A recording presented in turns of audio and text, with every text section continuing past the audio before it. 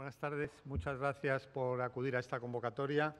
En nombre de la Biblioteca Nacional quiero dar las gracias a Javier Echeverría por venir, acudir a nuestra llamada y prestarse a un poco hablarnos, como experto que es en todos los temas de Telépolis y del nuevo mundo que genera las nuevas tecnologías, pues un poco un marco filosófico en el que él va a reflexionar sobre Internet y la memoria en un momento en que la biblioteca acomete un proyecto que es el depósito legal electrónico, que es un proyecto que tiene sus especificidades técnicas muy claras, pero también que nos interesa como biblioteca pues tener reflexiones paralelas o paredañas sobre lo que significa la memoria en Internet, que nos ayuden a desarrollar esa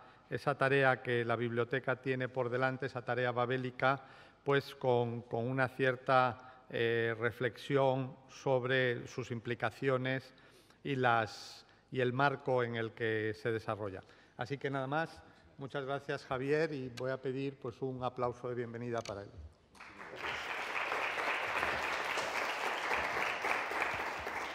Pues muchas gracias a Carlos Alberdi y a la Biblioteca Nacional por invitarme de nuevo a venir aquí a esta sala para hablar de la memoria de Internet, y voy a ir directamente al tema en el contexto en el que se ha hablado, pero yo voy a plantear pues, mis propias hipótesis inicialmente. Cada vez que hablo de Internet siempre pongo por delante una serie de hipótesis que van a ser la entrada, y a continuación las consecuencias que esto tiene para el problema de la memoria digital y el patrimonio digital, que son muchas y los desafíos también son enormes. Entonces voy a dejar abiertas muchas cuestiones pues para ver si luego hay un diálogo interesante con ustedes. Bien, yo siempre que hablo de Internet, precisamente como solo se habla de Internet, pues yo ya desde hace años digo que la cuestión no solo es Internet, sino el tercer entorno, o el mundo digital, o el mundo electrónico, como lo quieran llamar ustedes, ¿no?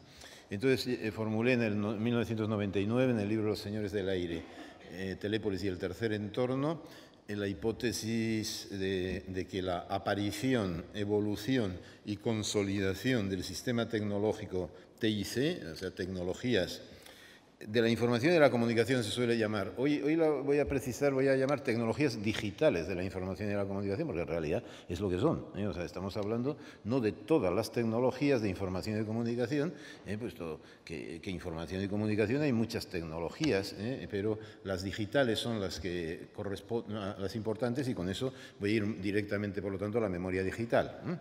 Bien, entonces, este sistema tecnológico TIC ha posibilitado la emergencia. Todo esto son términos muy técnicos, ¿no?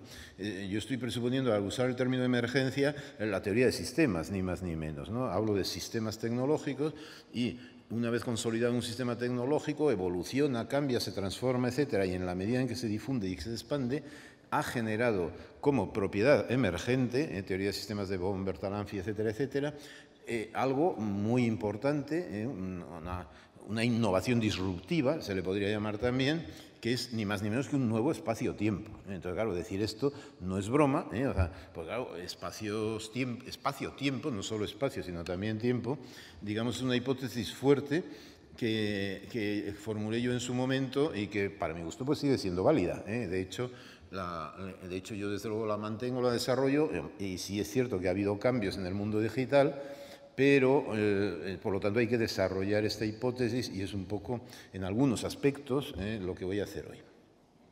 Bien, ¿por qué tercer entorno? Para marcar la relevancia de este nuevo mundo digital, precisamente porque, como los dos primeros entornos son ni más ni menos que la biosfera y la polis, o sea, la physis y la polis, dicho en términos filosóficos, pues claro, si somos seres naturales, siempre pongo el ejemplo mismo, nosotros, cada ser humano, tiene sus tres entornos, O sea, su cuerpo de carne y hueso, que es primer entorno, tiene su segundo segundo entorno, cuyo ejemplo más obvio es lo que se superpone a mi cuerpo, o sea, la vestimenta que llevo, que obviamente es una vestimenta industrial.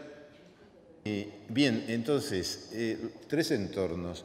El primero es la biosfera, entonces, de la cual proceden nuestros cuerpos por evolución natural, ¿no? Por evolución de las especies.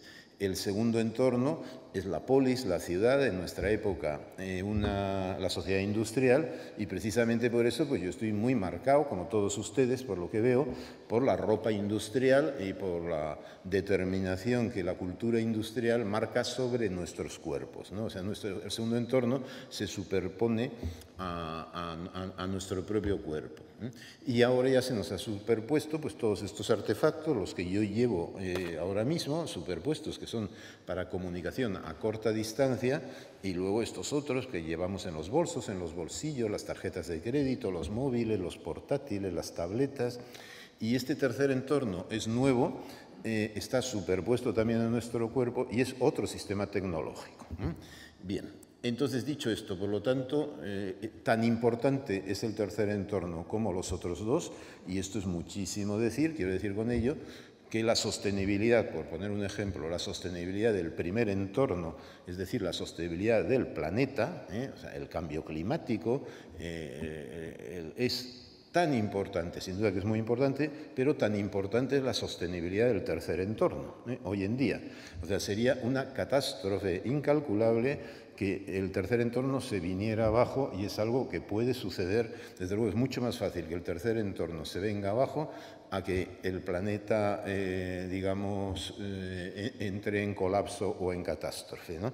Con lo cual, cuando se habla de sustentabilidad, que es un término muy actual, yo insisto, y por eso el término entorno, en que la ciudad ha de ser sustentable, los estados, los gobiernos, etcétera, también, el primer entorno también, pero también el tercer entorno.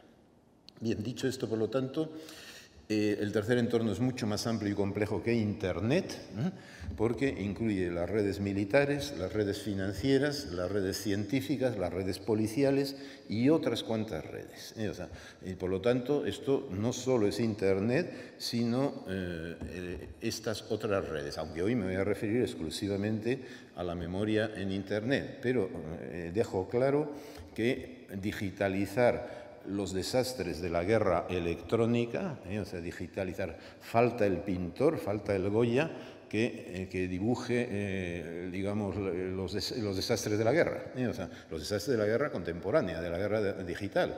O sea, digamos, hoy en día, desde la nube militar, pues se descargan bombas, pues ahora mismo sobre Siria, sobre Alepo, etcétera, etcétera, no sé si ahora mismo, en este instante, pero con frecuencia, y por lo tanto la nube militar es tercer entorno, tiene efectos terribles sobre el segundo entorno y también sobre los cuerpos humanos en el primer entorno y sobre el medio ambiente en el primer entorno, y sin embargo hay como una especie de velo de silencio sobre todas estas cuestiones, ¿no? Y solo se habla de Internet.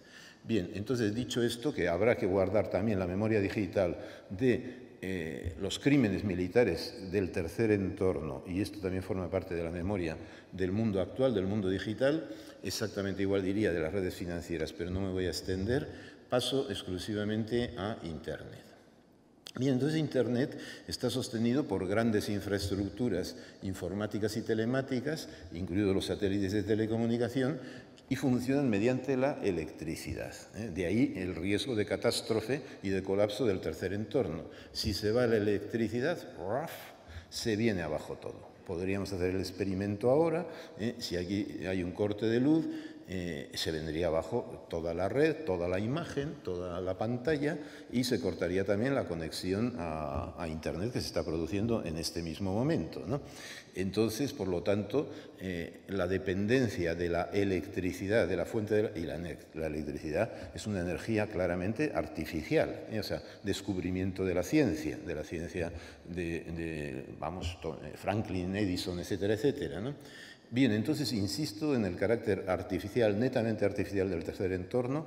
Eso no se sostiene por sí mismo y entonces requiere de la voluntad de los seres humanos para que se siga sosteniendo el tercer entorno. Entonces, dicho esto, paso ya a la World Wide Web, las web, ¿no?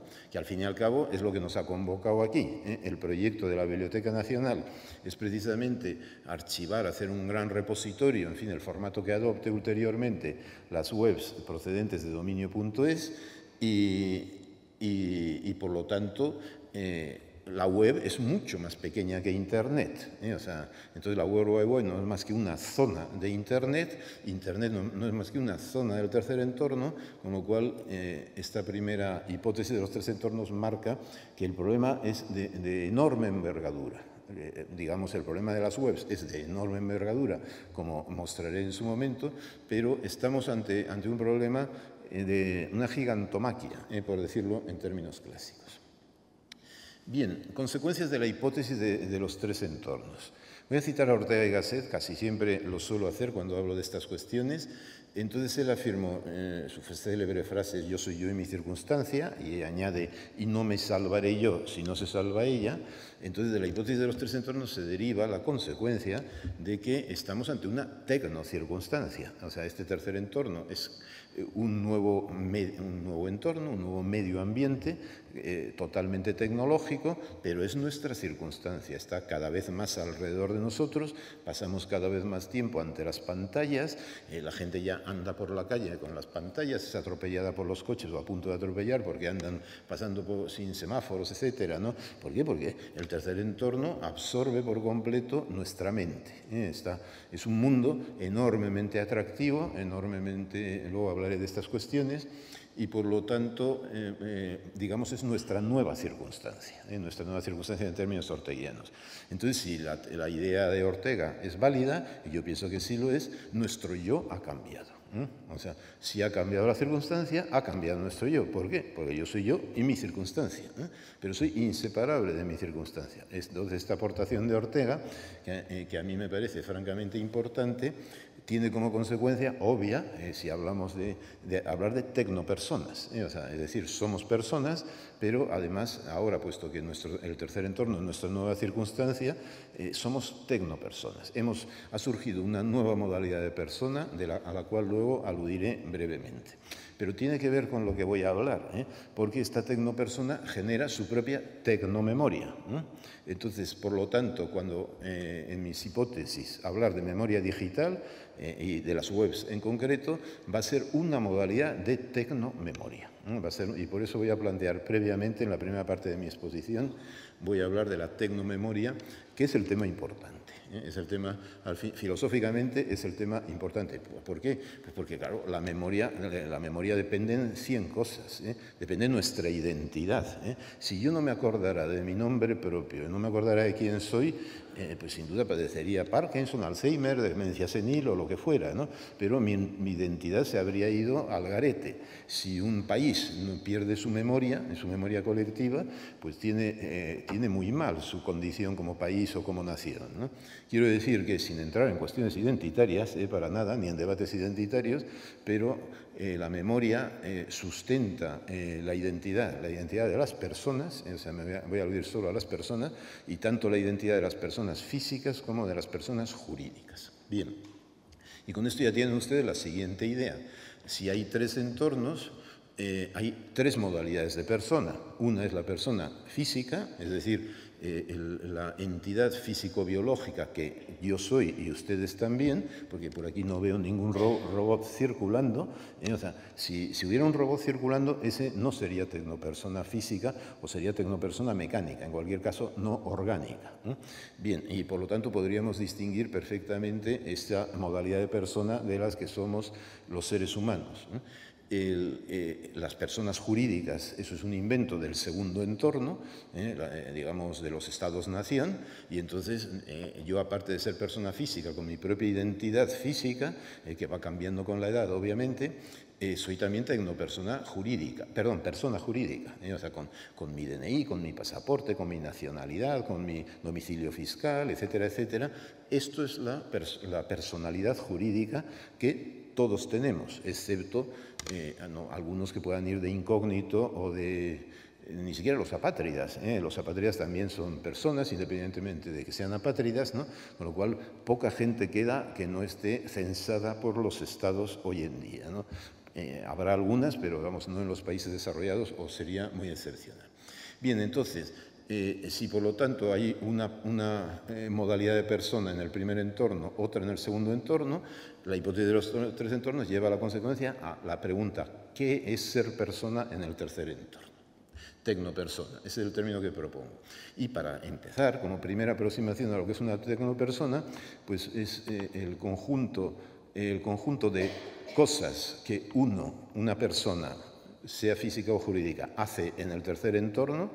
Ese es su primer aspecto de tecnopersona. Se puede profundizar más en la noción de tecnopersona, pero como primera aproximación, todo lo que hayan hecho ustedes en el tercer entorno, al usar los ordenadores conectados a Internet, las tarjetas de crédito, las tarjetas de débito, cada vez que han pasado ustedes un control por un aeropuerto, cada vez que les han identificado en una imagen digital, les han fichado, todas esas cosas, ustedes han ido construyendo su tecnopersonalidad que no conocen. Esta es la clave, o sea, uno se conoce muy mal siempre, ya lo decía la civilidad de Delfos y luego Sócrates, ¿no? Conócete a ti mismo, ¿no?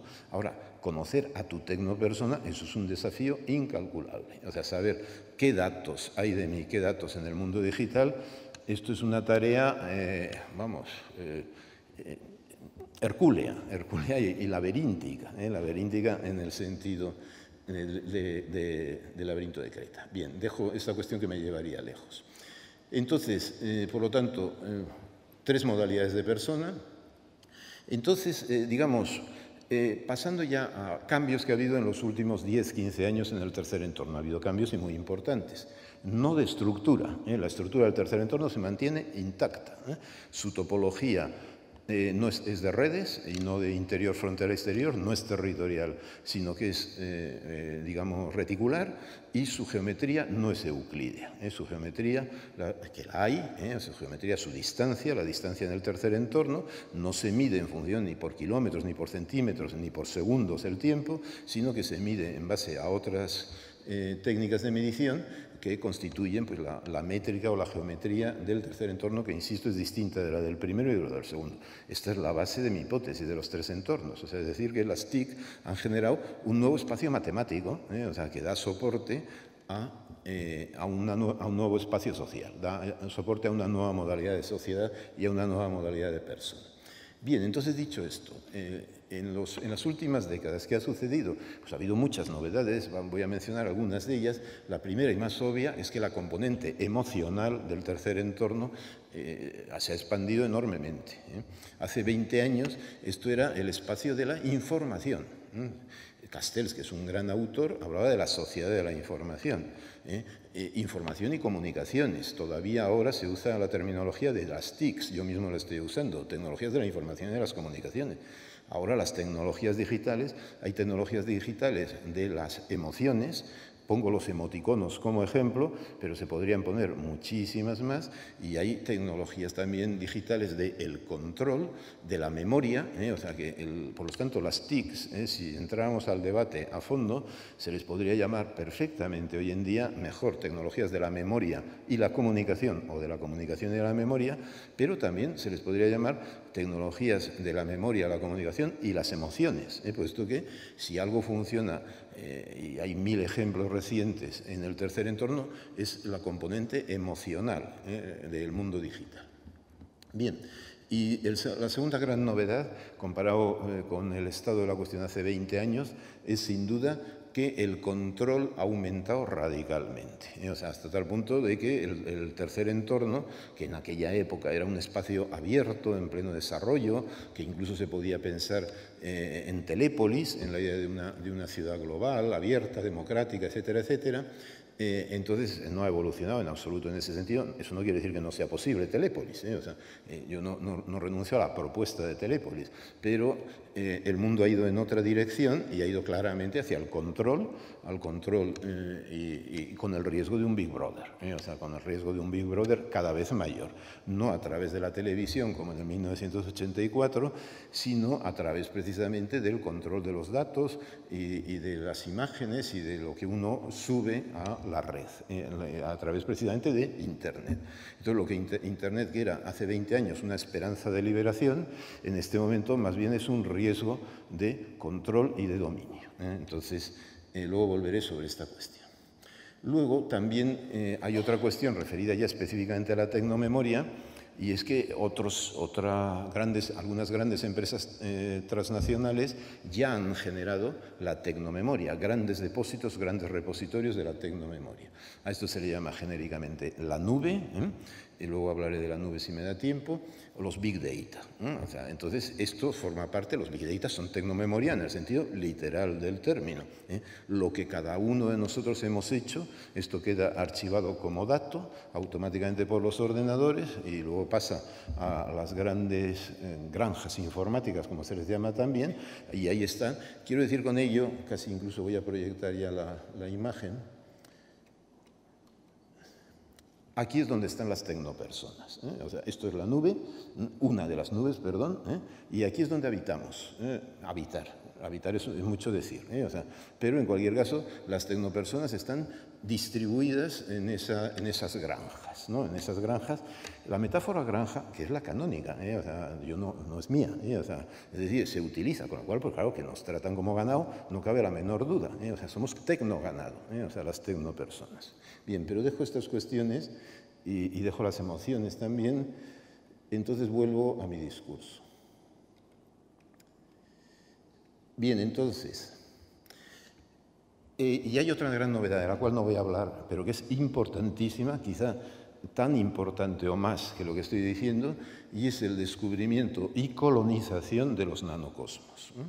Los nanocosmos es el gran descubrimiento de ciencias de finales del siglo XX y el gran programa tecnocientífico del siglo XXI. Se hace exclusivamente gracias a las TIC, a las tecnologías de la información y de la comunicación, y esto ha permitido a los físicos, a los químicos, a los biólogos, descubrir una dimensión de la física de la realidad, incluido en nuestro cerebro, a través del programa Brain y el programa Human Brain, observar un ámbito hasta ahora inobservable y desconocido por completo para los seres humanos, en donde suceden múltiples procesos, entre ellos los procesos perceptivos y los procesos emocionales también, con lo cual, claro, en la medida en que las nanotecnologías converjan con las TIC, que es el programa NanoBioInfocogno de la National Science Foundation del 2001, en esa medida el control de los procesos mentales o de los procesos fisiológicos que podemos tener en el cuerpo, esto sería la expansión del tercer entorno, en el sentido del control, insisto, hacia nuestro propio cuerpo, pero ya no a nuestro cuerpo, a la superficie o al rostro o a la imagen de nuestro cuerpo, sino entrando ya en nuestras vísceras, en nuestras intimidades y con la expectativa terrible de entrar en nuestro cerebro. Bien, entonces dicho esto, que lo dejo de lado, el sujeto, por lo tanto, saco el término sujeto, aunque hay otros alternativos, yo lo llamo entorno cero por coherencia, o sea, ya hay tres entornos, pero luego, digamos, el sujeto está dentro de nuestro cuerpo, en nuestro Innenwelt, por decirlo también en términos orteguianos, en nuestro mundo interior, ¿no? Allí donde nos podemos ensimismar, otro término orteguiano, la intimidad, que no es lo mismo que la privacidad. O sea, una cosa es la privacidad, pero la intimidad es la cuestión. O sea, cuando estamos hablando del entorno cero, estamos hablando de la intimidad y del riesgo de que nuestros sueños, es el ejemplo canónico de nuestra intimidad, lo que soñamos, no me refiero del sueño americano, esto pues, es un término ideológico que funciona muy bien y que tiene mucho éxito, yo me refiero a soñar todas las noches y a tener pesadillas, no solo sueños felices. A mí me admira esto del dream, American Dream, cuando claro, es que puede ser no sé cómo se dice pesadilla en inglés, no me sale ahora, pero puede ser la pesadilla americana también, para ellos mismos, no me estoy refiriendo para los demás. Esta connotación buena de los sueños, o sea, yo no sé si ustedes solo tienen sueños buenos, a mí me ha sucedido alguna vez tener un mal sueño, y levantarme angustiado, ¿no? Entonces quiero decir que estos procesos mentales son en torno cero, ¿no? Son en torno cero. Y eso hay que afirmarlo radicalmente. No solo los tenemos los seres humanos, también los animales, pero no voy a entrar en la cuestión de los animales. Bien, entonces, 3 tipos de memoria, o sea, 3 tipos de persona, pues 3 tipos de memoria y 3 entornos. Memoria mental, esta de la que estoy hablando, memoria escrita, que es está en la Biblioteca Nacional. Este es el gran templo de la memoria escrita en lengua española, y no solo en lengua española, pero sobre todo en lengua española, y la memoria digital, que es a la que me estoy refiriendo hoy. Y también 3 tipos de lenguaje, 3 tipos de lenguaje, la lengua oral, que es la propia del primer entorno, la comunicación a través de la palabra, lenguajes orales, que ha habido a lo largo de la historia, cientos, miles, etcétera. Luego ya lenguas escritas, cuando ya la lengua pasa a la escritura y sobre todo a la imprenta. Casi todas las lenguas que no dieron el paso al segundo entorno han desaparecido, quedan muy pocas que se mantengan puramente en base a la tradición oral. Pues bien, mi hipótesis es la misma, o sea que solo aquellas lenguas que se conviertan en tecnolenguas sobrevivirán. Y por lo tanto, creo que, y exactamente igual diría de la memoria, solo aquella memoria que pase a tecnomemoria será sostenible, será duradera. Con lo cual, con esto quiero decir que filosóficamente estamos ante un tema importante. Bien, y la siguiente hipótesis, con esto ya termino con el preludio, ya me he alargado demasiado, es que este nuevo espacio social del tercer entorno ya está colonizado, ahí ya hay quien manda, hay quien manda, y ¿qué se le va a hacer? No somos nosotros. No somos nosotros, me refiero, España no manda nada en el tercer entorno. O sea, en el segundo entorno hizo en su momento grandes operaciones, que había aquello de las Españas, o sea, y no se ponía el sol. O sea, pues ahora, vamos, estamos a la sombra, pero pura y dura en el tercer entorno, ¿no? O sea, y luego aludiré a otros términos, ¿no? Y por eso es elogiable la iniciativa de la Biblioteca Nacional y de España.es de por lo menos poner en marcha un macroprograma estratégico, de importancia estratégica, como que me ha animado a venir aquí. Bien. Pero bueno, en cualquier caso, esto ya está colonizado, el tercer entorno, y son por las grandes empresas nacionales que gestionan, en primer lugar, las infraestructuras, pongamos las telefónicas que controlan base, o el cable, o sea, las grandes empresas de cable, o las grandes empresas de satélites de telecomunicaciones, las que controlan los flujos, o sea, los flujos, digamos, el acceso, la distribución de los datos, etcétera, etcétera, el almacenamiento, esto es la nube, o sea, digamos, los grandes ordenadores que con sus granjas de datos o granjas digitales. Y bueno, pues ya hay un conjunto de empresas, algunas de las cuales aparecen más adelante, que son los señores del aire, en mi hipótesis, ya en 1999. Es interesante ese pequeño listado, yo entonces ponía bastantes más, porque algunos ya han desaparecido, y es curioso cuáles han desaparecido.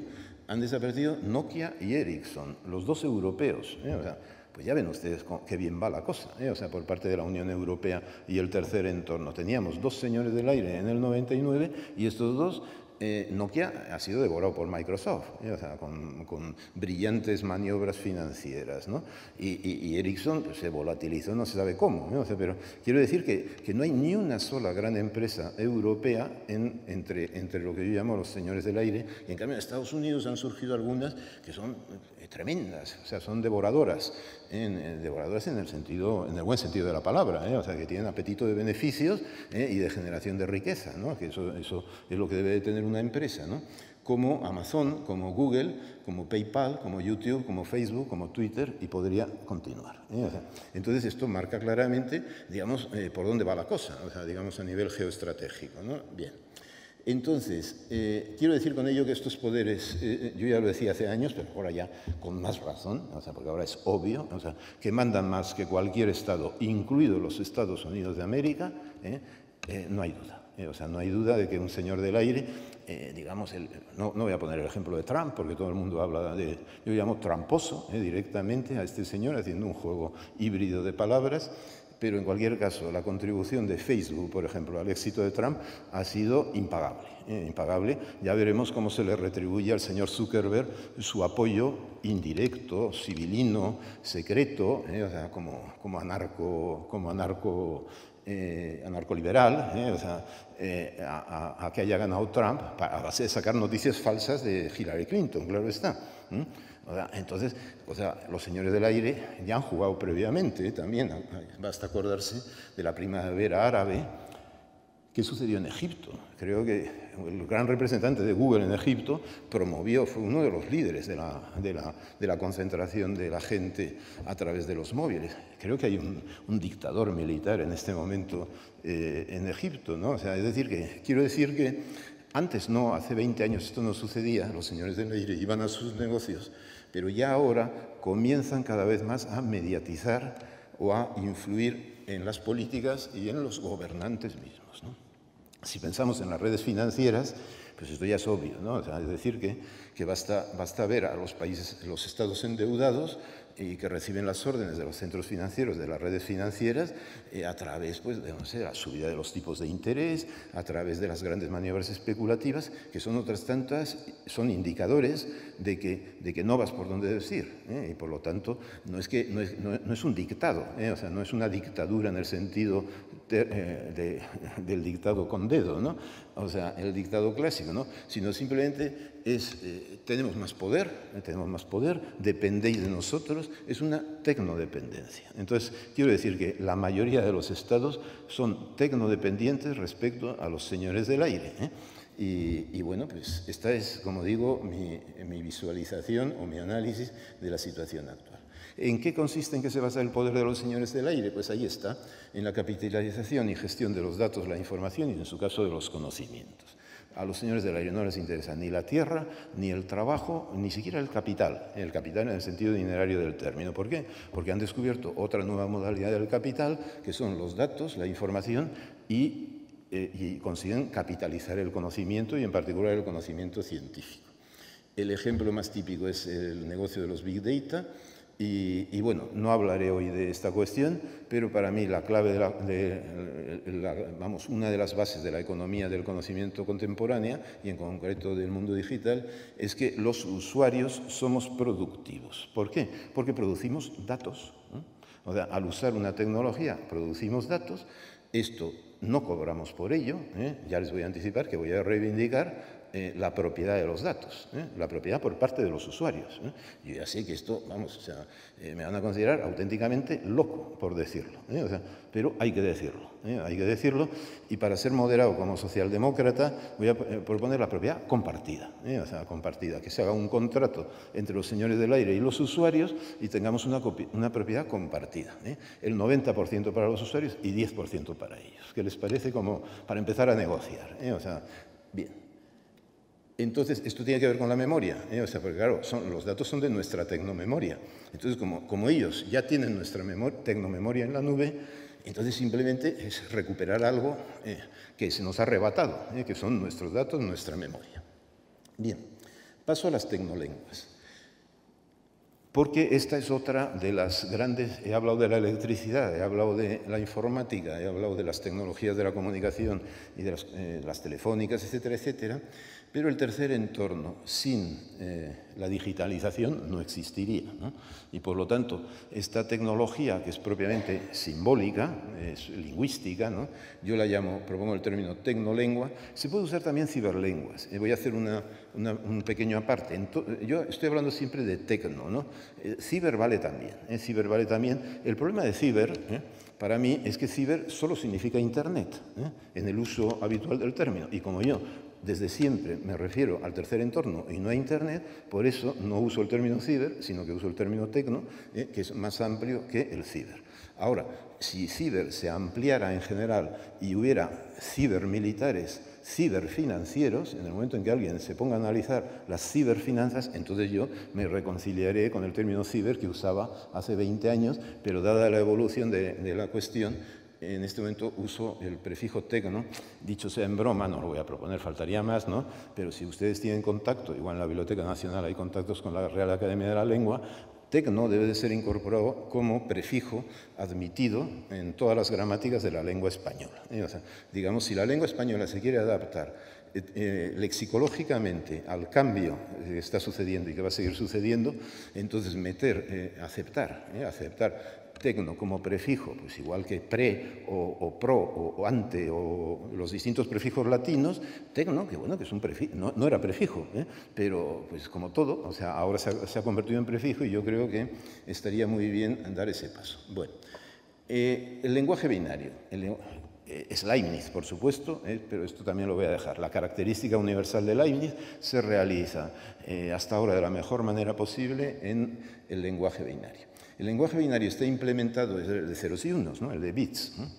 Está implementado luego por el lenguaje máquina, los lenguajes de programación y edición, los códigos URL, las contraseñas, los identificadores, los códigos de barras, etc. Estos son las tecnolenguas. O sea, tenemos un elenco de tecnolenguas que usamos a diario, cada vez que, o si no, lo tenemos metido en la memoria de nuestro ordenador para no tener que meter nuestro identificador o nuestra contraseña, o en la memoria de nuestro móvil, ¿no? Pero cuando reiniciamos algo o cuando se nos funde algo, tenemos que volver a practicar las tecnolenguas. Ya anticipo que las tecnopersonas, por lo tanto, son practicantes de las tecnolenguas. Las personas practicamos lenguas escritas y habladas, las tecnopersonas son practicantes de las tecnolenguas. Bien, todos los idiomas, sin excepción que yo sepa, todo tipo de imágenes, todo tipo de sonidos, todo tipo de percepciones, incluido los 5 sentidos, y no voy a hablar de los 5 sentidos, etcétera, han sido digitalizados. Este es el gran éxito de la característica universal de Leibniz. O sea, de la característica universal de Leibniz en forma de lenguaje binario, y no hay que olvidar que fue Leibniz quien inventó el lenguaje binario. O sea, bien. Entonces, para él impensable, o sea, no quiero decir que hubiera imaginado siquiera esto, ¿no? Pero, bueno, entonces, los táctiles no hay que olvidarlos, no solo los píxeles. O sea, las sensaciones táctiles son están digitalizadas y tienen un peso comparable al de la imagen, ¿no?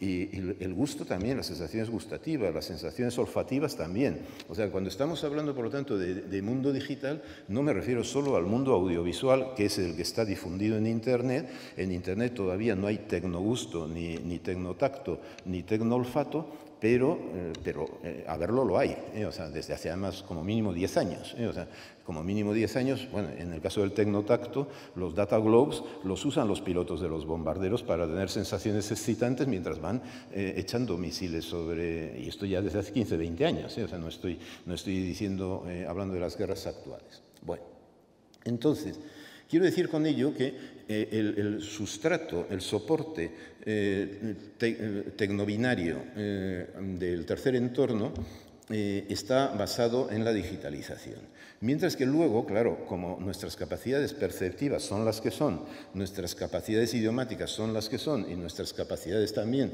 nuestros hábitos culturales o nuestras preferencias son las que son, entonces los diseñadores de estos artefactos, muy amablemente, digamos, nos adaptan sus aparatos y sus pantallas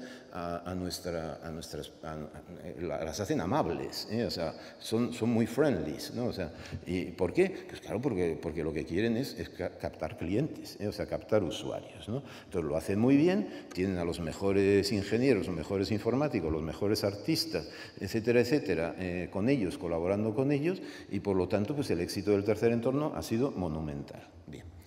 Entonces, quiero decir con ello que una cosa es la pantalla, por lo tanto, y otra cosa es lo que subyace a la pantalla, que es la digitalización. Bueno, entonces, ¿qué sucede con la memoria? Porque la memoria queda en su forma más inmediata en los discos duros de los ordenadores o en los pendrive, esto es un ejemplo de tercer entorno, este pendrive que yo he traído, esto es tercer entorno, esto no es Internet para nada, pero es tercer entorno en el sentido fuerte del término, ¿no? Es mi tercer entorno. Si yo pierdo el pendrive, me da algo, o sea, vamos, estoy exagerando porque tengo copia de seguridad, ¿no? Pero si en un momento dado se me viene abajo el ordenador, entonces sí que me da algo, o si pierdo el ordenador y lo extravío, ¿no?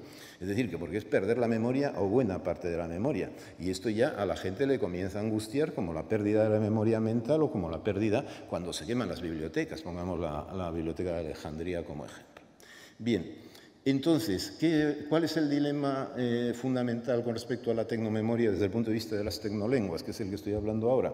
Pues es clarísimo, si las tecnolenguas van a ser privadas o públicas o comunes.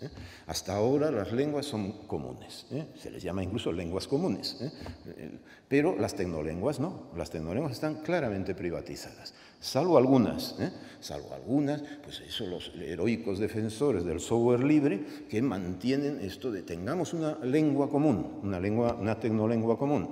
Claro, y son mirados prácticamente como delincuentes, o sea, simplemente por mantener el principio de que una lengua ha de ser un bien común. Entonces, esto que es así, tiene por lo menos, digamos, otras vertientes como el open access, o sea que aunque la tecnolengua no sea común porque es demasiado especializada, por lo menos que todo ser humano desde su propia lengua o incluso aunque sea mudo pueda tener acceso al tercer entorno, desde distintas lenguas, y con esto ya hago obviamente una alusión a que las webs estas de la Biblioteca Nacional, por supuesto, van a ser en las 4 lenguas peninsulares, o el open source, que es mucho más importante, el open source, porque hay un problema enorme, gigantesco, que es el en el tercer entorno, que es la obsolescencia tecnológica.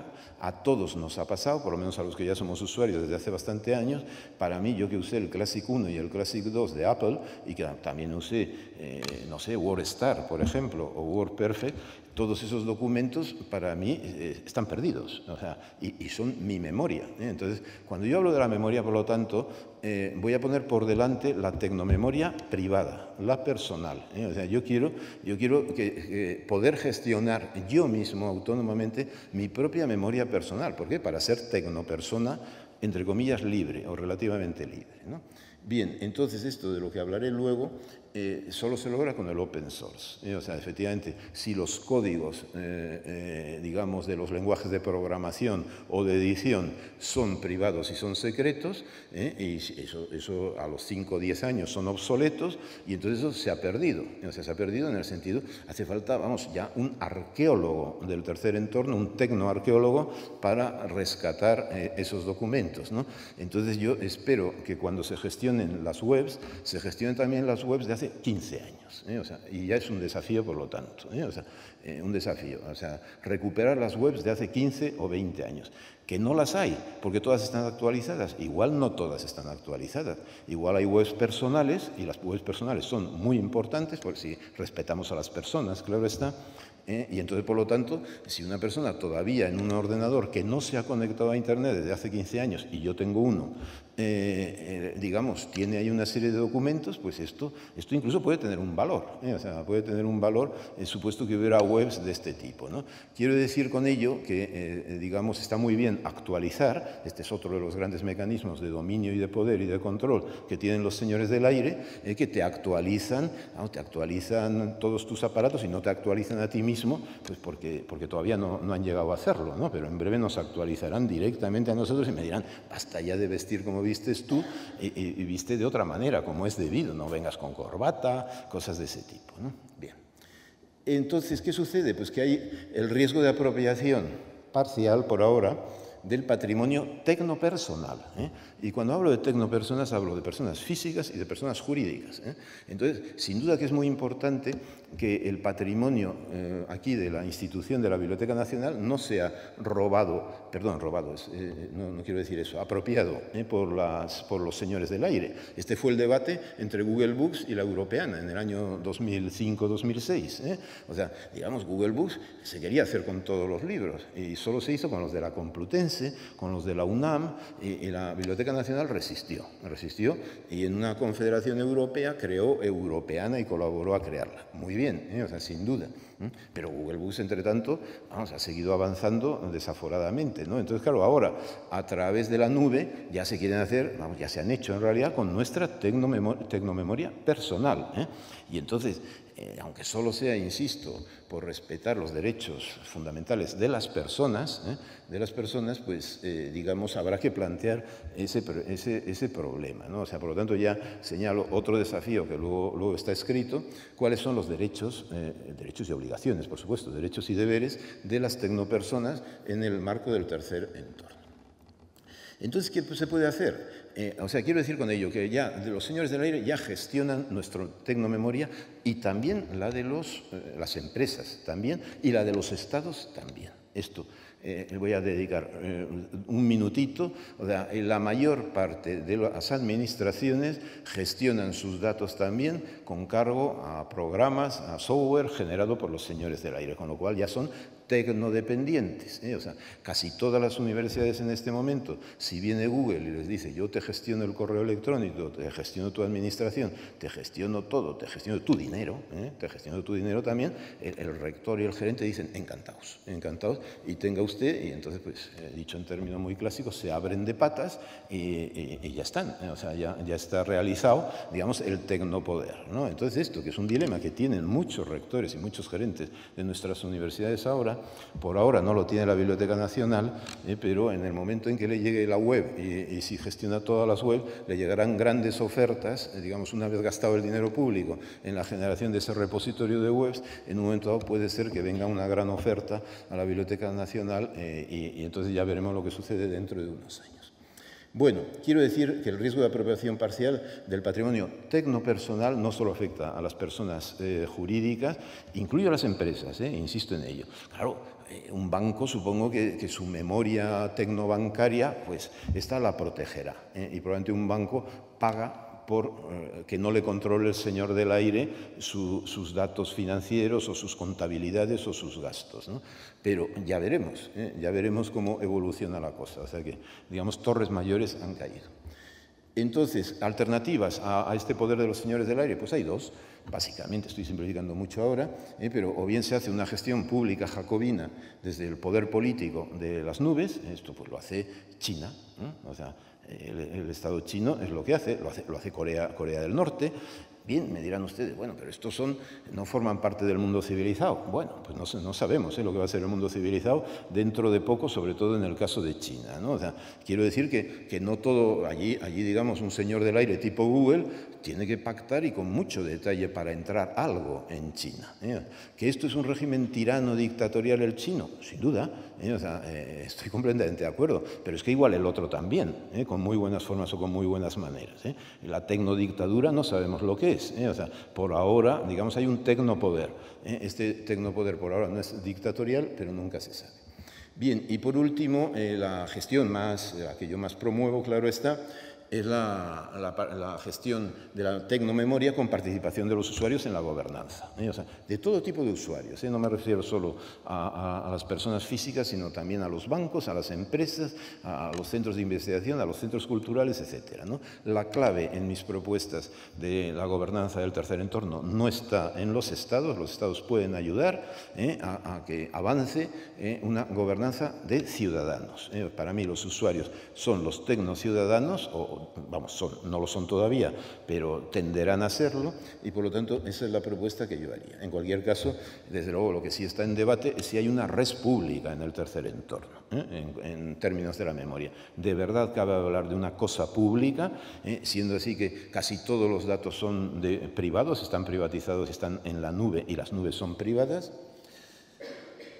Bueno, de las tecnopersonas ya he hablado bastante, con lo cual no tengo yo por qué dedicar más tiempo a esto, salvo esto que ya he dicho también, que el uso de las TICs por parte de las tecnopersonas es productivo y genera valor informacional en el mundo de la opinión. O sea, si Facebook consigue un trending topic, perdón, si alguien consigue un trending topic en Facebook, se apunta a un éxito monumental, aunque no gane dinero, aunque a través de la publicidad rápidamente comenzará a ganarlo, pero en cualquier caso, eso es un valor, es la generación de un valor social, o sea, pero pueden, en el mundo de la opinión.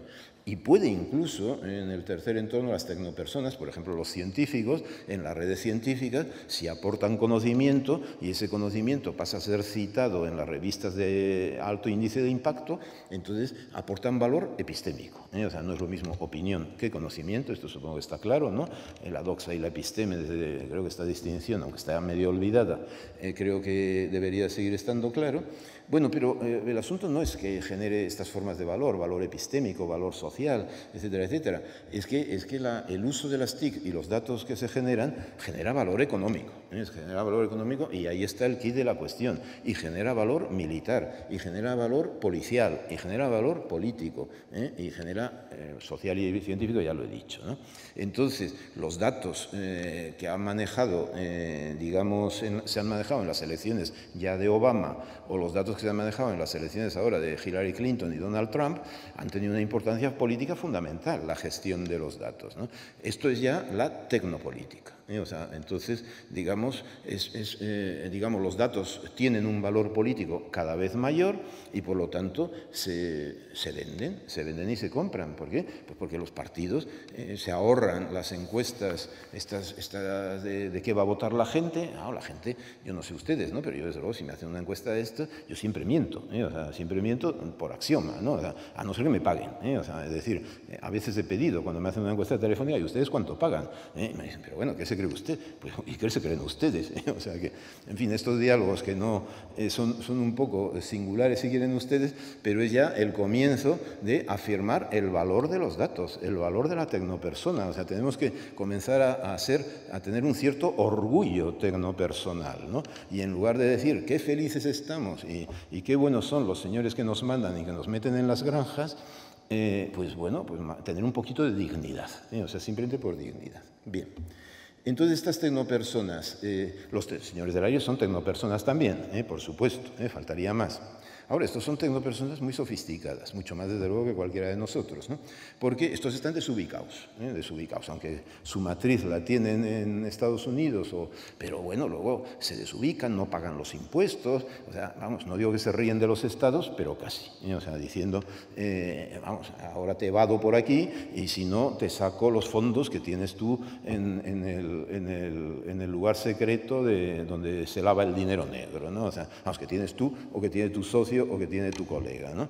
Entonces, estos juegos de poder, que son cada vez más frecuentes, esto es un poco el juego con la memoria, insisto en ello, porque claro, en realidad nuestro dinero actual es pura memoria, o sea, el dinero queda la moneda, ya en los países nórdicos de Europa ya la moneda está desapareciendo, y entonces ya todo nuestro dinero es memoria, o sea, es lo que consta en los ordenadores, o sea, entonces esta cuestión, digamos, de los flujos de dinero, no voy a entrar en ello, pero es una cuestión importante. Bien, la hipótesis del neofeudalismo, que esto ya está en 1999 en mi libro, inspirada en Eco, en Humberto Eco, ahora está claramente reforzada. O sea, yo ahora ya insisto y subrayo que estamos en una época claramente neofeudal, por lo que al tercer entorno respecta. Y que en el tercer entorno no hay democracia ninguna. Ninguna. ¿Por qué? Pues porque no hay ni poder legislativo ni poder judicial y porque el poder gubernativo o el ejecutivo son estos señores del aire de los que estoy hablando, ¿no? O sea que con lo cual, y a esto es a lo que llamo genéricamente tecnopolítica, que es el futuro, bien entendido. Y claro, la tecnomemoria de la que estoy hablando va a ser importantísima para la tecnopolítica. De ahí la enorme importancia que tiene este proyecto de la biblioteca digital. ¿Cuánto tiempo hablo? ¿5 o 10 minutos más o ya estáis todos aburridos? Se puede, 5 minutos 10 aguantaréis.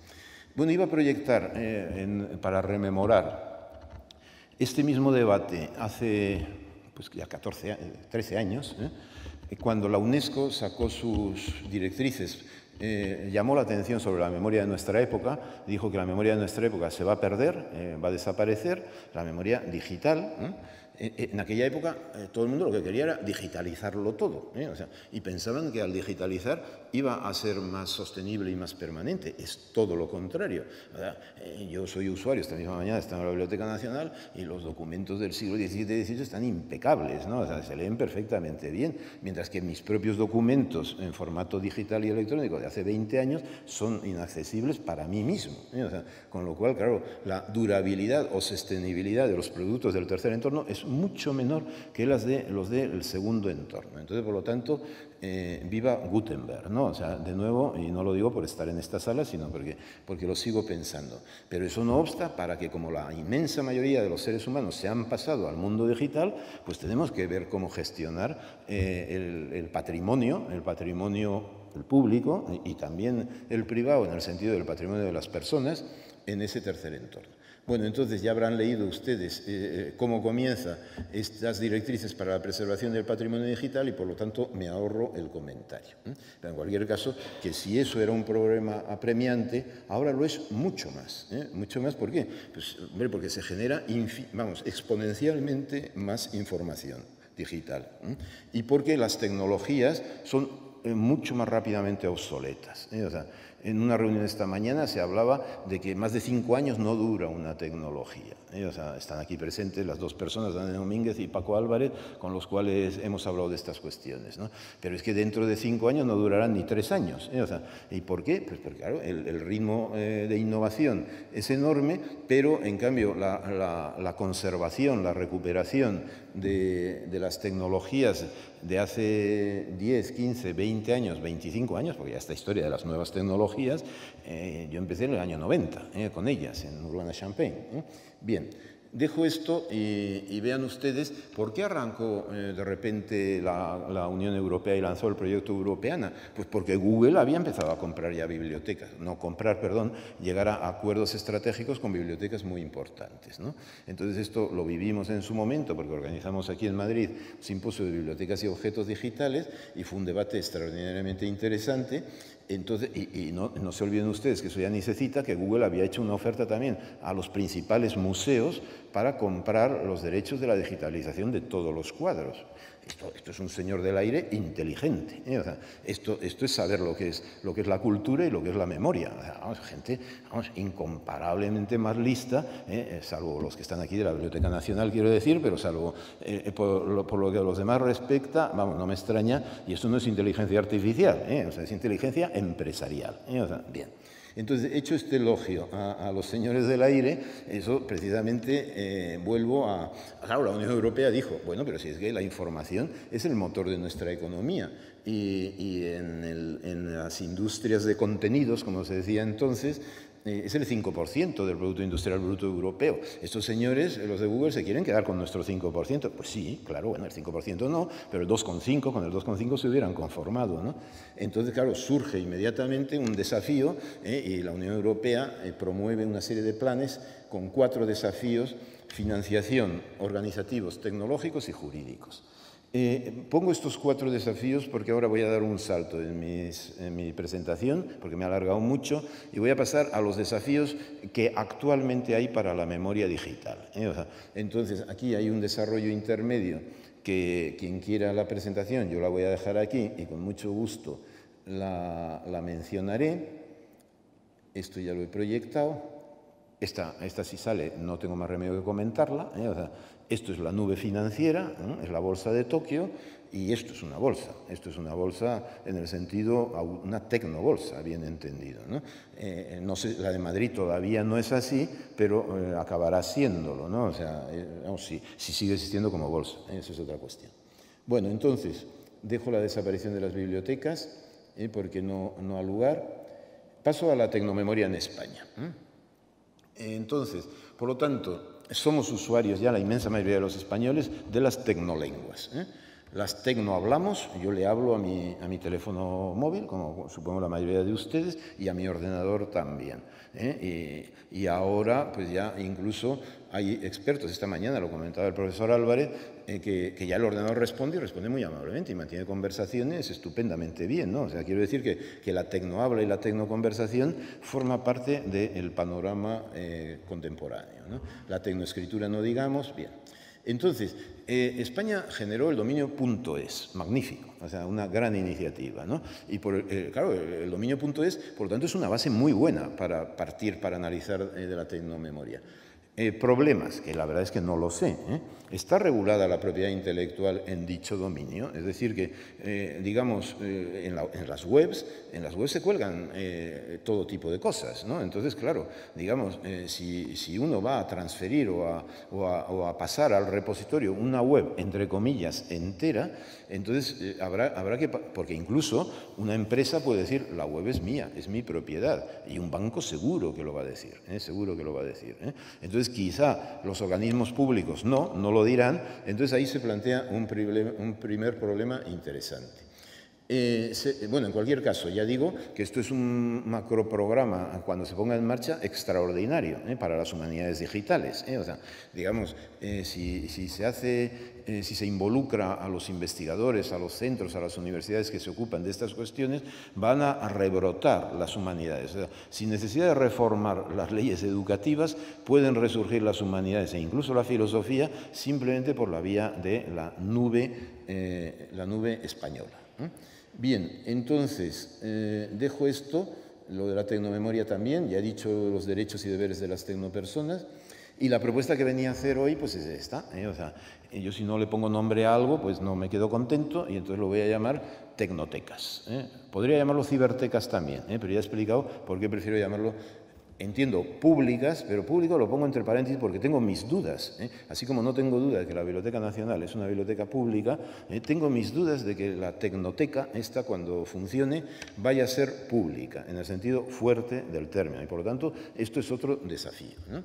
Bien, insisto, lo pongo en plural, y lo pongo en plural a propósito. O sea, es decir, porque habrá, tal y como yo concibo el asunto, habrá varias nubes de la tecnomemoria y no una sola. O sea, que la Biblioteca Nacional, si es al final quien gestiona el macroprograma, entonces tendrá que ponerse de acuerdo como mínimo con las comunidades autónomas, como mínimo con las bibliotecas universitarias, que ya tienen mucha experiencia en la gestión de la tecnomemoria, y también con el resto de la red de bibliotecas públicas, pero claro, luego tendrá que ponerse de acuerdo también con las bases de datos bancarias, empresariales, etcétera, etcétera, con las cortes, porque claro, habrá que traer también el aparato legislativo y la tecnomemoria legislativa. Entonces, quiero decir que ahí tenemos una serie de cuestiones importantes. Entiendo que esto será ofrecido, claro está, como un servicio, o sea, obviamente, ¿no? Pero, por lo tanto, habrá que dar acceso a todo ciudadano, pero incluso ya al darle el acceso, pues si se le da ayuda a cómo gestionar su propia tecnomemoria, porque yo la idea que propongo es el depósito voluntario, así como Carlos III, creo que fue quien instituyó la Biblioteca Nacional, ¿no? por lo menos la legislación correspondiente, instituyó el depósito obligatorio de los libros impresos en base al privilegio del rey, que también tenían otras monarquías, no solo en España.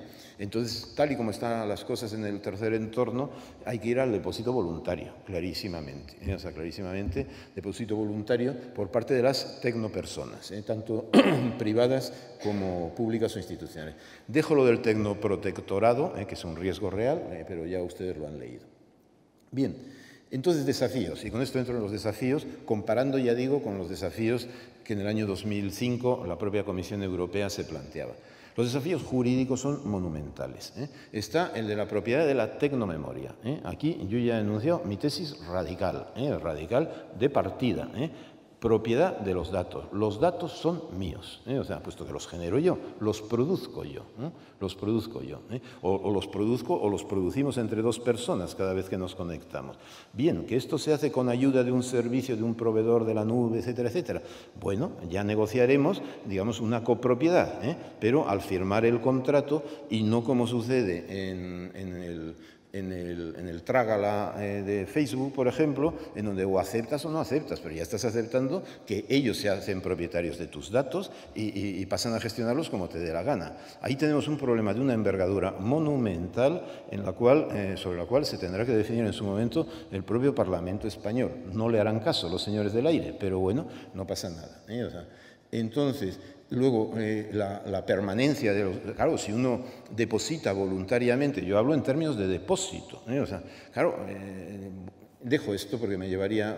En cualquier caso, concluyo claramente la Ley de Protección de Datos, que fue magnífica en su momento. Yo he estado en coloquios y en simposios organizados por todas las agencias de protección de datos españoles y han trabajado muy bien, pero es claramente insuficiente para el tipo de problema con el que nos vamos a encontrar a partir de ahora. O sea que... Bien, entonces, segundo, problemas tecnológicos, desafíos tecnológicos.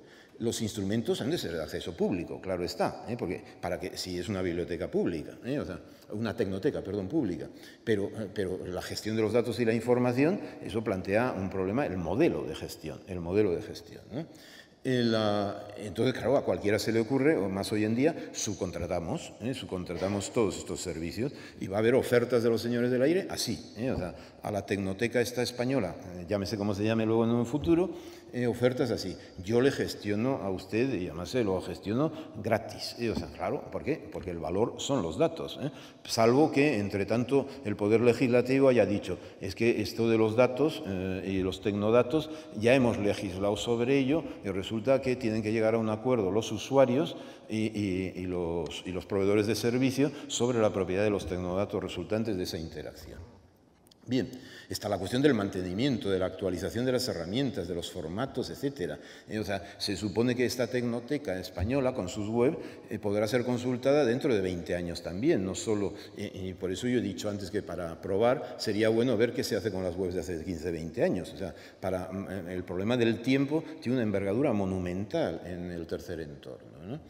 Y bueno, pues la gestión compartida de las innovaciones resultantes. Claro, es una oportunidad enorme para hacer I+D+I desde las propias unanimidades, desde la biblioteconomía, desde la biblioteconomía en concreto, ¿no? Entonces, si generamos, hay que hacer los contratos, yo no me opongo a la subcontratación, pero al hacer la subcontratación hay que ajustar mucho los términos y hay que llegar a gestión compartida de las innovaciones que pudieran resultar. Máxime pensando en que este tipo de innovaciones pudieran ser luego aplicadas a otros países hispanoparlantes, o sea, que también deben de estar desde el principio como mínimo informados o participando en la cuestión, ¿no? Luego está la financiación y la sostenibilidad del proyecto. Sinceramente, mejor no poner en marcha un proyecto así a que luego, dentro de 4 años, viene otro gobierno y tumba el proyecto. Eso es clarísimo. O sea, la sostenibilidad política del proyecto es condición sine qua non, desde mi punto de vista. Porque esto va a ser un proyecto estratégico dentro del Plan Español de Ciencia, Tecnología e Innovación. Y, por lo tanto, tiene que tener garantizado, es un proyecto largo, de largo aliento, plurianual, lo cual es muy difícil de pactar con Hacienda y por lo tanto, hay una serie de problemas en la financiación y la sostenibilidad importantes. Hay que decidir qué tipos de datos y de documentos se van a incluir y bueno, hay que decidir también, España.es está muy bien como arranque, pero ¿qué hacer con los demás dominios? Porque claro, digamos, ahí usamos otros muchos dominios, aparte del dominio España.es, empezando por los dominios, por el .cat, por el .eus y por el .gz, o sea, Galicia es GZ, si mal no recuerdo, ¿no? Entonces, esto ya sé que está tratado y está elaborado, ¿no? Pero no me refiero solo a los dominios, entre comillas, peninsulares, sino en general a otro tipo de dominios en donde los hispanoparlantes hacemos cosas en el tercer entorno. Y con esto pues ya concluyo, porque ya me he alargado muchísimo y por lo tanto, vamos, ni tengo por qué decirlo, pero lo voy a decir de todos modos. Para mí, claramente, un programa así no es un programa del Ministerio de Cultura, que ni siquiera es ministerio en este momento, sino claramente de Presidencia de Gobierno. O sea, porque es un programa transversal, que tiene es un programa estratégico, ¿no? Y por lo tanto, pues todo mi apoyo a la Biblioteca Nacional en el desarrollo de este programa, pero los desafíos son muchos y el gran desafío son los usuarios. O sea, el gran desafío son los usuarios. O sea, los anteriores eran desafíos importantes, mucho mayor es este. ¿Por qué? Pues porque las webs, ontológicamente hablando, una web, en general los objetos digitales no son como los objetos normales. O sea, yo puedo tener aquí esta funda, es un objeto con interior, frontera y exterior. Pero un objeto digital no. Un objeto digital no tiene ni interior, ni frontera, ni exterior. O sea, es un objeto red. Parafraseando a Manuel Castells. Entonces, la noción de objeto red tecnoobjeto, en mi terminología, pues gestionar un tecnoobjeto que además es dinámico, porque ese objeto red va evolucionando y ese objeto red se conecta, la web, se conecta con usuarios, se conecta con múltiples tipos de usuarios y estos participan y hacen cosas. La web 2.0, o sea, no estoy diciendo nada nuevo, salvo la web 2.0, ¿no? Entonces, claro, no es lo mismo hacer un repositorio de webs desde el modelo 1.0 que desde el modelo 2.0, porque si se hace desde el 2.0, vamos, dicho muy breve y brutalmente, una web sin sus vínculos no es nada, o sea, no es nada. O sea, es como si a un árbol se le cortan las hojas y se le cortan las ramas y se le corta todo y solo queda el tronco, ¿no? Hombre, renacerá, pero por lo tanto, digamos, ahí se plantea un problema de gran envergadura, sin entrar en la cuestión, ya digo, que ya le he dicho antes, de la propiedad. Luego, los usuarios, según Erich von Hippel, son los grandes actores, los grandes innovadores, socialmente hablando, con lo cual, si queremos un proyecto innovador, y este lo es, la participación de los usuarios es condición sine qua non para que haya innovación social y también tecnológica. No aconsejo hacer formación de usuarios, ¿por qué? Porque los usuarios saben más que sus presuntos formadores, entonces ahí que vengan los jóvenes, los usuarios, y que ellos mismos, como son autodidactas en el uso de las TICs, que ellos mismos reivindiquen a quien gestione, a la agencia de gestión de conflictos que pongo al final, en la gestión de este proyecto, que los propios usuarios tengan ventanilla abierta y diálogo, etcétera, o sea, que participen en la gestión. Una cierta modalidad de participación de los usuarios en la gestión es indispensable. La cuestión del plurilingüismo creo que es claro.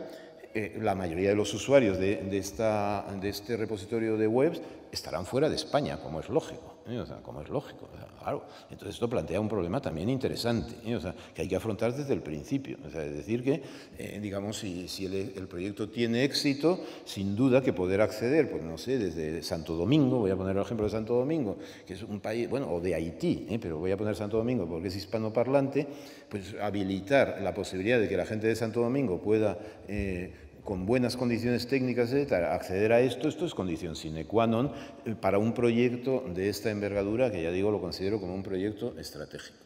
Luego habría la cuestión de si se van a generar redes sociales dentro de esta tecnoteca española o tecnotecas españolas. No estaría mal, o sea, que los usuarios tuvieran sus propios ámbitos de interacción, etcétera, etcétera, ¿no? Y que se asociaran y a través de esas asociaciones y de su nivel, no digo de representatividad, sino de su nivel de participación y de usuarios, tener unos interlocutores entre la comunidad de usuarios. La comunidad de usuarios es siempre muy compleja de gestionar y de conocer. Entonces, esto es un desafío mucho mayor. O sea que la excelente idea la del repositorio de las webs, pero el modelo de las webs 2.0 plantea un desafío total.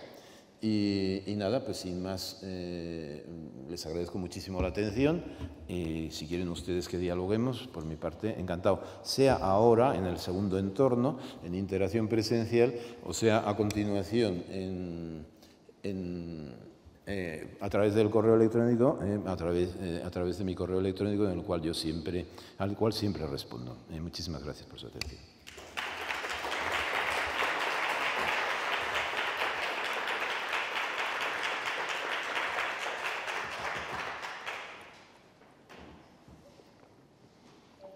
Sí, adelante.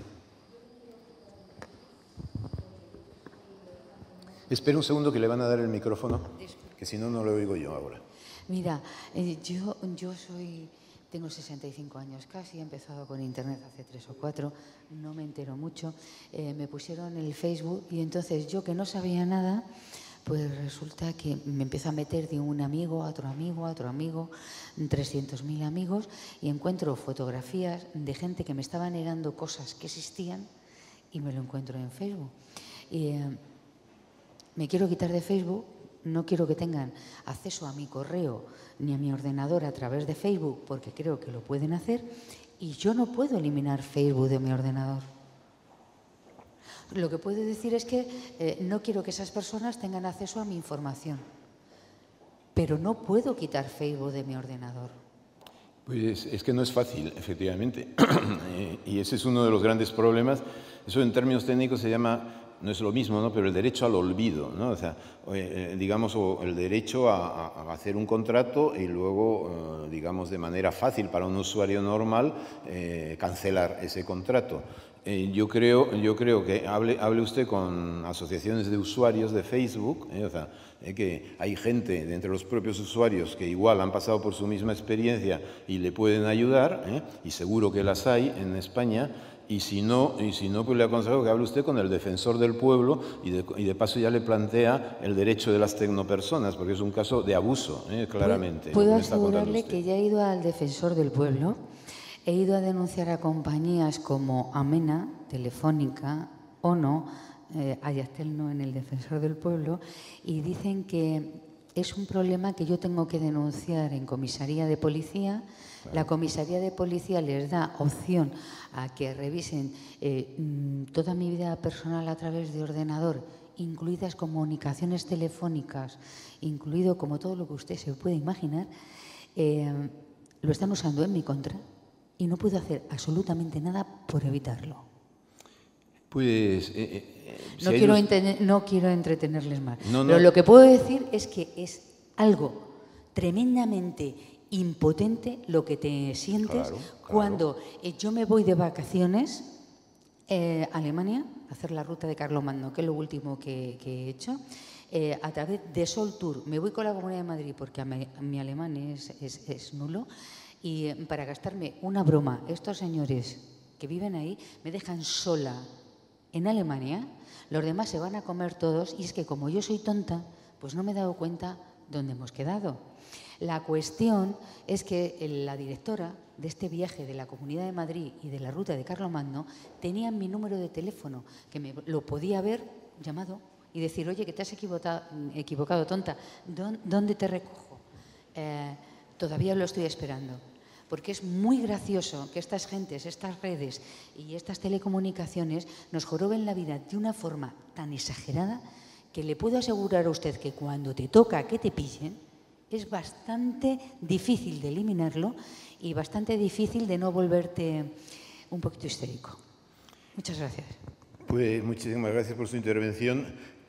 Guarde usted toda esa documentación, es muy importante. Bueno, ya sé que no sirve para nada, pero no pasa nada porque no sirva para nada. Guárdela usted y yo le aconsejo ir al defensor del pueblo, sin duda, si ya está usted en comisaría, sin duda. Te quería preguntar, has hecho referencia a la campaña de Estados Unidos. Ahora está de moda el término posverdad, porque en Internet se modifica la verdad, con Facebook, los algoritmos y demás. ¿Sería un caso ese, en tu opinión, un poco que comentes, de entonces la nueva tecnoverdad, por así decir? Sí, efectivamente, conozco lo de la posverdad.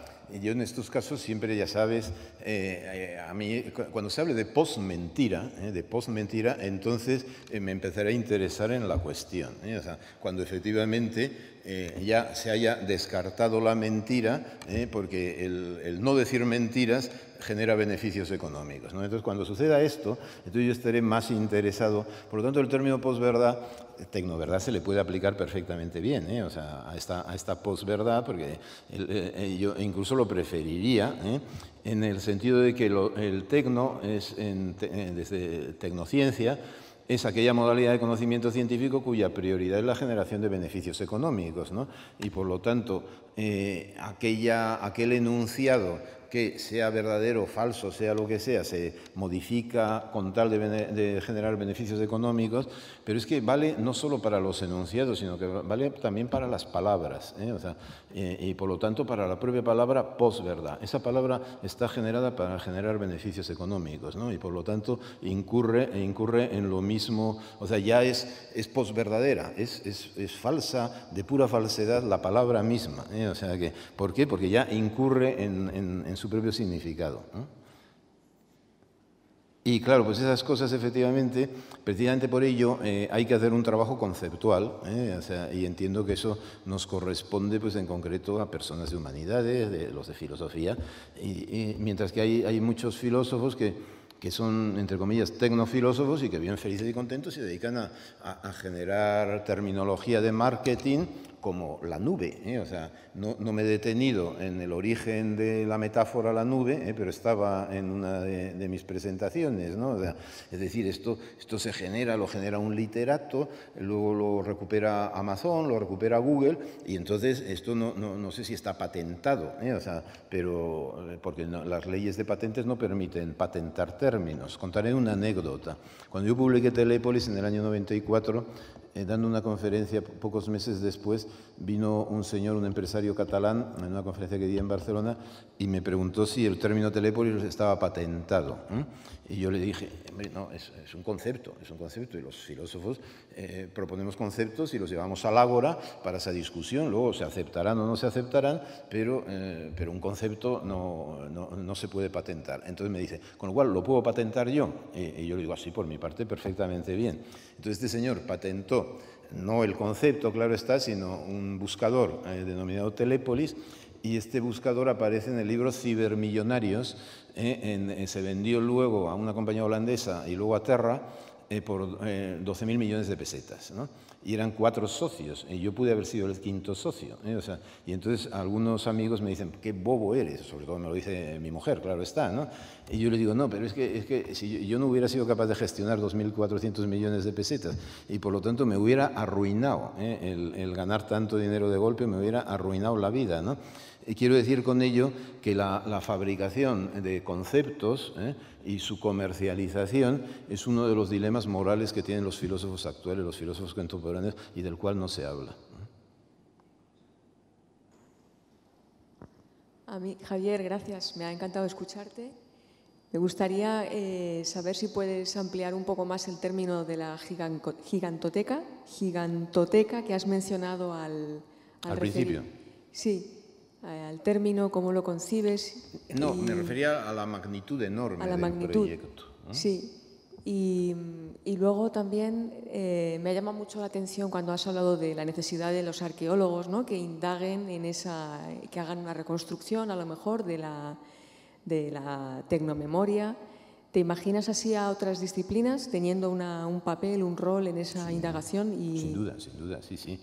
Vamos a ver, con respecto a lo segundo, con respecto a la tecnomemoria, vamos, o sea, y tienen que estar historiadores, tienen que estar antropólogos, tienen que estar psicólogos, los psicólogos saben un montón, neurocientíficos, tiene que haber informáticos. Es decir, cuando yo hablo de este proyecto no estoy hablando en un sentido disciplinar, diciendo, no, la memoria es mía, de tal disciplina, para nada, ¿no? Precisamente todo el discurso que yo he intentado plantear es que la tecnomemoria es un proyecto, pues eso, como macroproyecto, el que estamos evocando, es de Big Humanities, o sea, de grande, Big Digital Humanities.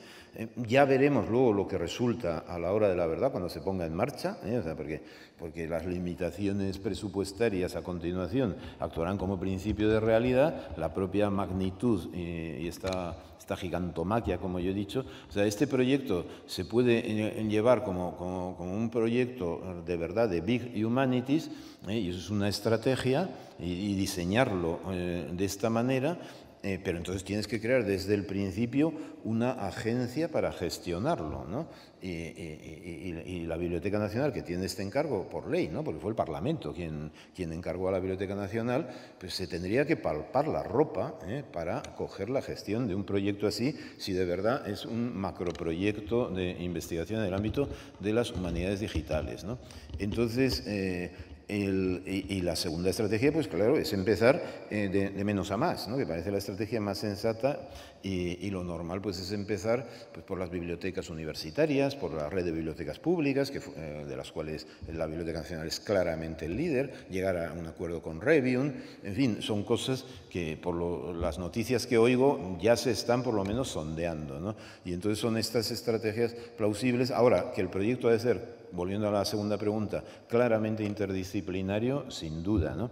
Y eso sería buenísimo para las humanidades y las ciencias sociales, porque al haber un macroproyecto obligaría no, pero incentivaría a gente de varias disciplinas a juntarse, pero a juntarse no obligatoriamente porque te han llevado como a un rebaño, a un determinado edificio, por ir a términos concretos, ¿no? Sino te juntas para colaborar en base a un proyecto en el cual tú puedes aportar y tus colegas de otras disciplinas también puedes aportar. Entonces, digamos, eso sí que es un modo de generar sinergias en las humanidades y en las ciencias sociales y no las otras estrategias. O sea que hay estrategias, hay que ir a estrategias de tercer entorno, estrategias red. Las estrategias de segundo entorno, por el hecho de juntar a la gente en un mismo espacio, lo único que generas es bronca garantizada entre estos agentes, ¿no? Mientras que si estableces un programa en un espacio red, un programa más o menos grande, que eso es lo que hay que medir, entonces, de participación voluntaria, o sea, tú lo anuncias públicamente, incluidos los usuarios, que eso es importantísimo, incluidos los usuarios desde el principio, ¿no? Pero vamos, estas son mis ideas, ¿eh? O sea, luego ya quienes gestionen ese programa, cuando se ponga en marcha, pues se van a encontrar con dificultades mayores que las que yo he imaginado aquí. Sí, Paco. Hola, Javier. Yo, claro, no conozco ni bien ni mal el proyecto de la Biblioteca Nacional y claro, tampoco puedo, por tanto, opinar mucho sobre él, pero por lo que he entendido, lo que sí veo es que hay un proyecto posible, interesante, que no es, o sea, algo así como hay los viejos proyectos de archivar, por así decir, archivar la web, ¿no? Que era una cosa que se planteaba hace años. Hay que plantearlo hoy, o sea, ya digo que no conozco el de la biblioteca, ¿no? Entonces, pero que por lo que he visto en lo que tú planteas es que hay que plantearlo, hay algo importante, que es la memoria de Internet, cómo hacerla, pero que requeriría una pequeña discusión sobre, primero, algunos problemas ontológicos, o sea, qué es lo que quieres, qué objetos y de qué manera y por qué los quieres guardar, porque no todo, porque simplemente todo es simplemente ruido y hay que estructurar. Entonces, yo recuerdo en esto el viejo proyecto de los DOI, de la identificación de los objetos digitales, que hace muchos años lo propusimos nosotros aquí en España, nadie nos hizo caso, decía que era una locura y tal. Y que sin embargo funcionan hoy por todos lados, por todos los lados, DOIs, sí. Claro. Pero que en aquel momento lo planteamos incluso a la biblioteca, a la Dirección General del Libro, etcétera, para que fueran agentes españoles que participasen en español para generar la iniciativa del DOI. Entonces, sin que sea repetir eso, pero hay que revisar un poco los elementos ontológicos y, al mismo tiempo, cuando Carlos Alberdi antes ha dicho, a mí eso me ha parecido muy interesante y a lo mejor me ha dado pistas sobre lo que podría ser, es la idea del depósito, metafóricamente, ¿verdad? Una especie de depósito legal digital voluntario, pero planteado en la forma esta de participación de usuarios, de creación, o sea, y planteado no por tanto el archivo histórico de la web, sino generar desde ahora como proyecto, identificando más o menos unas cuantas cosas que quieras conservar y buscando estructuras de red que permitan la cooperación entre las múltiples tecnotecas, ¿no? No sé si vas por ahí, o sea, que la necesidad de hacer una mínima reflexión sobre la ontología y lo que quieres guardar, cómo hacer la selección y disponer, es decir, y plantearse claramente que es un proyecto social, o sea, sociotecnológico, pero con una componente social enorme, que no basta o sea, que no es un problema simplemente, porque eso ya está hecho, o sea, no basta simplemente con tener grandes granjas de recogida de datos, sino de cómo y cómo diseñar un proyecto político institucional, ¿no? Sí, vamos a ver, yendo a lo primero, a la cuestión ontológica, pues yo sí propongo precisamente los términos tales como tecnoobjetos y tecnopersonas, no es porque me haya dado a mí una manía tecno, ¿no? Sino precisamente es para distinguir que ontológicamente son entidades distintas en su propia estructura material, o sea, material y también formal, o sea, y por lo tanto se requiere una reflexión a fondo. No es lo mismo tratar con personas, ni siquiera con personas jurídicas, que con tecnopersonas, ¿no? Entonces, por lo tanto, pensar un ratito lo que son las tecnopersonas y cómo las personas nos relacionamos con nuestra tecnopersona o con otras tecnopersonas, pues una tecnopersona también es un robot. O sea, yo cuando llamo a un teléfono y me contesta un ordenador, estoy teniendo una relación con una tecnopersona no humana, una tecnopersona sin primer entorno orgánico, quiero decir, ¿no?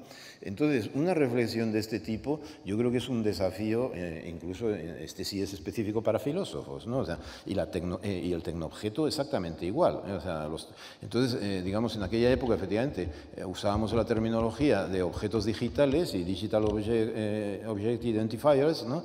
Entonces, luego surgieron los códigos de barras, estos maravillosos, luego estos aparatitos, no sé cómo se llaman, que ya están en los móviles, en los cuales pasas y que es extraordinario, ¿no? O sea, que realmente la proliferación de objetos digitales ha sido espectacular en los últimos años, ¿no? Cómo se gestionan esos objetos digitales, pero sobre todo a mí lo que me interesa es que son tecnoobjetos y por tanto tienen una entidad diferente de la de los objetos físicos y la de los objetos digamos, urbanos, o sea, por hablar de la polis, ¿no? Esto punto primero, ¿no?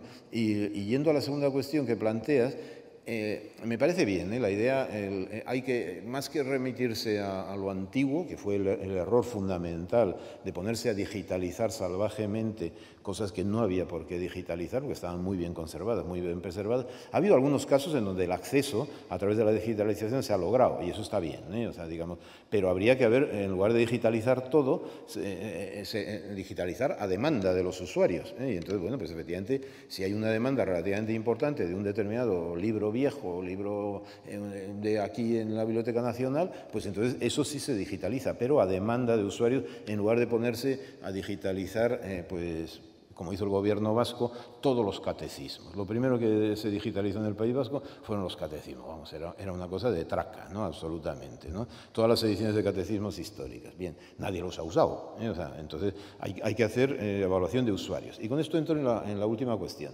la evaluación. La evaluación, efectivamente, se puede hacer a priori, ex ante, durante y ex post, ¿no? Entonces, a mí, yo pienso que la evaluación principal en casos así, en proyectos de este tipo, la tienen que hacer los propios usuarios. O sea, entonces, ¿qué se selecciona de las webs con las cuales vamos a operar? Entonces, pues, que sea en función del uso de esas webs o de determinadas zonas de esas webs, esto adquiere valor por el uso que tiene, ¿no? Hombre, luego se puede ir a ponderar ese uso en el sentido que no es lo mismo una web científica usada por científicos de alto prestigio que una web usada digamos, por gente normal y corriente, ¿no? Pero vamos, digamos, son criterios de valoraciones. La evaluación de qué es lo... en qué dominios en qué ámbitos vamos a intervenir o no, más que dársela a expertos, fíjate, más que dársela a expertos, se la daría la evaluación a los usuarios haciéndola ex ante. O sea, ¿usted qué querría que se digitalizara de las webs de los últimos 15, 20 años? ¿No? Y bueno, pues por lo menos abrir esa convocatoria, aunque solo sea eso, y luego contraponerla a la opinión de los expertos, pues sería una buena estrategia. Pero vamos, son temas que son problemas reales en los cuales caben distintas estrategias. Pues ahora sí que veo ya a todo el mundo completamente agotado y por lo tanto nos vamos. Muchísimas gracias de nuevo por su asistencia y seguimos en el tema porque yo creo que el desafío es real y esa ha sido mi pretensión mostrarlo. Muchas gracias de nuevo por la invitación.